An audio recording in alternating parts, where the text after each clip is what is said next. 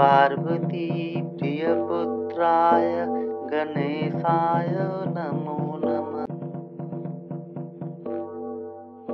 নমস্কার, সকলকে স্বাগত। শুরু করছি জ্যোতিষ অনুষ্ঠান হিতৈষী। আজ আলোচনা করব কুম্ভ রাশির বিষয়ে। কুম্ভ রাশি জুলাই মাস 2024 সাল কেমন যাবে। কুম্ভ রাশির বিষয়ে গত ভিডিওগুলোতে আমি আলোচনা করেছিলাম যে কুম্ভ রাশির সময় আস্তে আস্তে ভালো হতে শুরু করবে।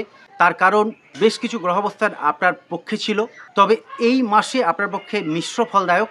আপনার রাশির অধিপতি শনিদেব বক্রী থাকছেন এবং কয়েকটি গ্রহ গোচর আপনার পক্ষে শুভ অশুভ মিলিয়ে থাকবে। এই মাসের শুরুতে তুলনামূলক ভালো থাকবে। 7 তারিখে শুক্র আপনার রাশির শত্রুস্থানে অবস্থান করার জন্য কয়েকটা দিন আপনাকে একটু সমস্যায় ফেলতে পারে। কিছু কিছু ক্ষেত্রে কর্মে বাধা এবং ভাগ্যহানি হতে পারে, তবে সেটা মাত্র কয়েকদিন। অন্যান্য কিছু গ্রহ আপনার পক্ষে থাকবে। বিশেষত এই মাসে শুক্র এবং বুধ দুটো গ্রহই আপনার রাশির ষষ্ঠ অর্থাৎ শত্রুস্থানে থাকার জন্য সাময়িক কিছু সমস্যা আসতে পারে, তবে বুধ গোচরে পরিবর্তন করার পর আস্তে আস্তে ভালো হতে থাকবে এবং কয়েকদিনের মধ্যেই সেই সমস্যা থেকে আপনি মুক্ত হবেন। এই মাসে শনিদেবের বক্রগতি আপনাকে শারীরিক কিছু কিছু সমস্যা, মানসিক দুশ্চিন্তা বা হতাশাগ্রস্ত করতে পারে, তবে সেটা মাত্র কয়েকদিন। এই যে 4.5 মাস শনিদেব বক্রী থাকবেন, তার জন্য কোনো অশুভত্ব আপনার আসবে না। মাঝে মাঝে কয়েকটা দিন আপনার পক্ষে শুভ অশুভ মিলিয়ে থাকবে।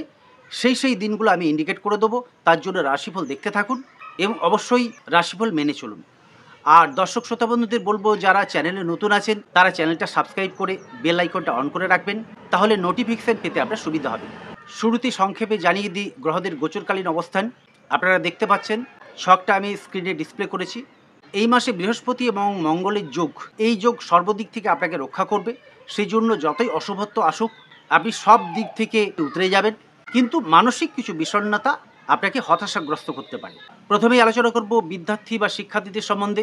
বিদ্যাক্ষেত্রে এই মাস যথেষ্ট ভালো হবে। যারা উচ্চশিক্ষা লাভের জন্য চেষ্টা করছেন, যারা কোনো কম্পিটিটিভ এক্সাম দেবেন, তাদের পক্ষে শুভ ফল লাভ সম্ভব।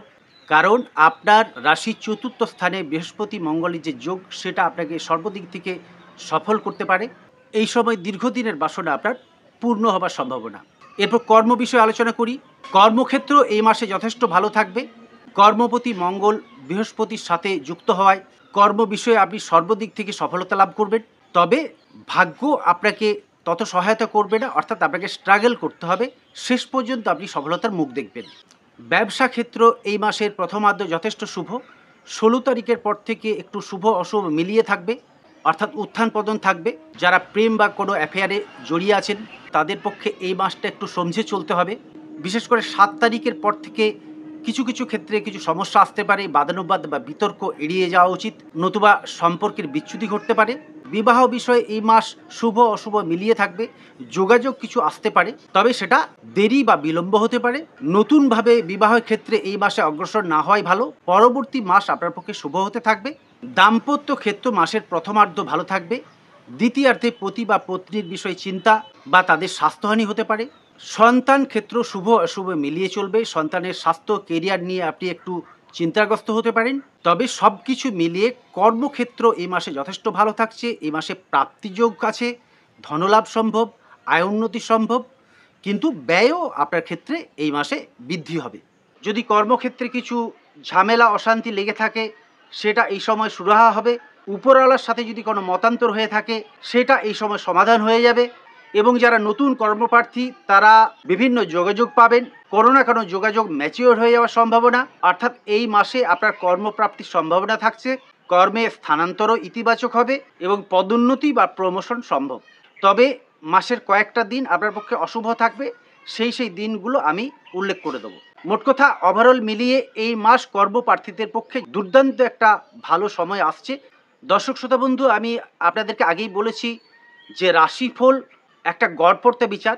রাশিফল সাধারণত 4 আনা মেলে, বাকি 12 আনা কিন্তু আপনার জন্মছক, জন্মকুণ্ডলী, আপনার দশা, আপনার বাস্তু ইত্যাদি থেকে বিচার করতে হয়।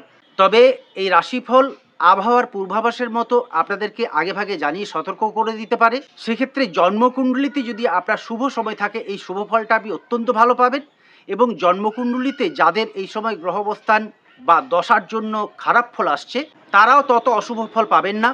তুলনামূলক আগের থেকে আপনার সময় ভালো হতে থাকবে। আপনার ক্ষেত্রে এই মাসে 12 তারিখের পর বৃহস্পতি মঙ্গলের যে যোগ, সেই যোগ কর্মক্ষেত্রে সাফল্য এবং শ্রীবৃদ্ধি ঘটাতে পারে। যারা নতুন কর্মপ্রার্থী তারা কর্মে যোগাযোগ পাবেন, সেটা ম্যাচিউর হয়ে যাওয়ার সম্ভাবনা। ভ্রমণ এই মাসে আপনি ছোটোখাটো ভ্রমণ করতে পারেন। এই মাসে বিদেশ ভ্রমণের যোগও দেখা যায়। কর্মক্ষেত্রে বিদেশ ভ্রমণ শুভ হবে। যারা তীর্থ ভ্রমণ করতে চাইছেন তারাও এই মাসে যোগাযোগ পাবেন। যারা ধর্মকর্ম আধ্যাত্মিকতায় জড়িয়ে আছেন তাদের পক্ষে মিশ্র ফল, তবে 12 তারিখের পর থেকে তুলনামূলক ভালো হতে থাকবে।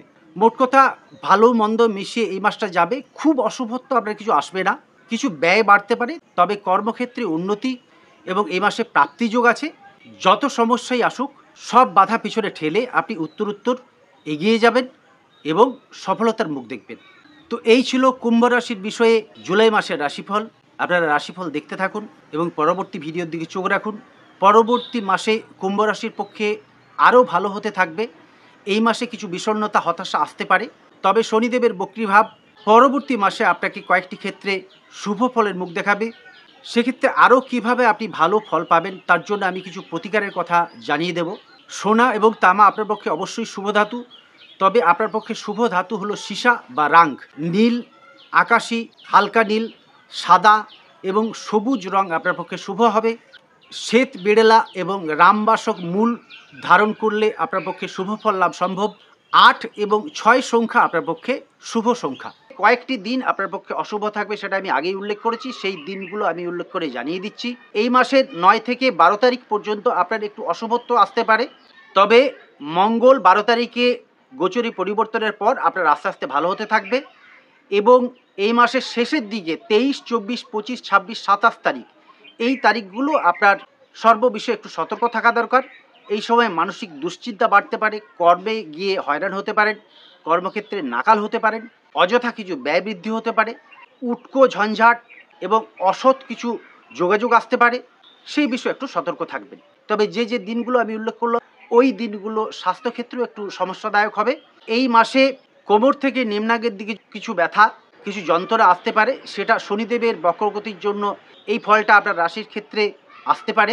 দর্শক শ্রোতাবন্ধু প্রত্যেককে জানাচ্ছি, যে সময় ভালো সময় আছে সেই সময়টাকে আপনাকে ব্যবহার করতে হবে। সেই সময় যদি আপনি বাড়িতে শুয়ে বসে থাকেন তবে ভাগ্য আপনাকে সহায়তা করবে না।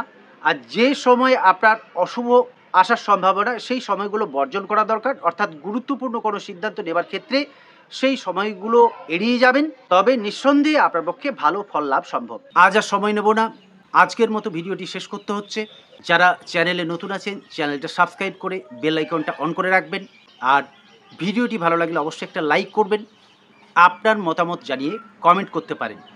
এছাড়া যারা রাশি লগ্ন জানতে চান তারা চ্যানেলটা সাবস্ক্রাইব করে জন্ম তারিখ, জন্ম সময় এবং জন্মস্থান উল্লেখ করে কমেন্ট করুন। আমি আপনাদের কমেন্টের উত্তর দেব। আজ এই পর্যন্তই। মঙ্গলময়ী মা তারার কাছে সবার মঙ্গল কামনা করি। ভালো থাকবেন, সুস্থ থাকবেন। নমস্কার।